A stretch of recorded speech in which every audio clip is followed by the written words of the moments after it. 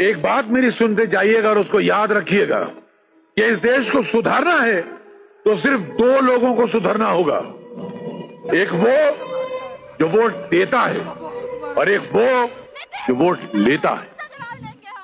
मगर अब जब यहां आया हूं तो मेरी समझ में नहीं आ रहा है कि मैं क्या कहूं, क्यों कहूं और किससे कहूं। इस भीड़ से कहूं जो 24 घंटे भेड़ बकरियों की तरह डरी और सहमी रहती है,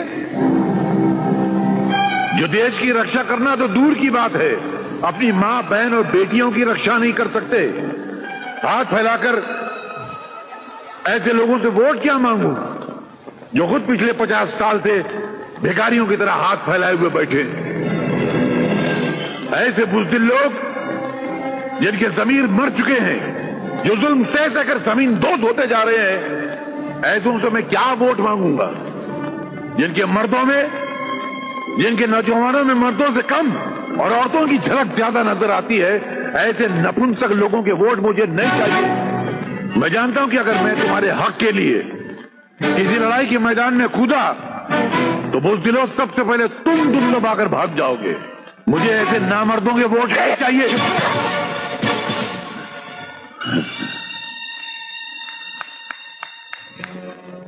शाबाश, यही चाहता था मैं। अब मुझे परवाह नहीं है कि मुझे वोट मिले या ना मिले।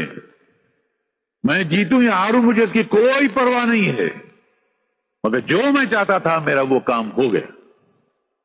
मैं चाहता था तुम्हारे मुर्दा जमीर जिंदा हो, तुम्हारे मन की सोई हुई आग जागे, अपने अंदर रक्षा करने का जज्बा पैदा हो। उसके आसार इस चप्पल से नजर आ गए। और मैं कसम से कहता हूं कि यही जज्बा अगर हिंदुस्तान की हर मर्द, हर औरत, हर बूढ़े, हर बच्चे की दिल में पैदा हो जाए तो तुम पर जुल्म करने वाले, तुम्हारे साथ बेइंसाफी करने वाले, तुमको धोखा देने वालों के मुंह पर सुबह शाम चप्पलों की बारिश होगी। मेरे दोस्तों, एक बात मेरी सुनते जाइएगा और उसको याद रखिएगा कि इस देश को सुधारना है तो सिर्फ दो लोगों को सुधारना होगा। एक वो जो वोट देता है और एक वो जो वोट लेता है। अगर ये दोनों सुधर गए तो भारत सुधर गया। शुक्रिया साहब, मुझे माफ कर दो। अरे अरे कोई बात नहीं बेटा, कोई बात नहीं।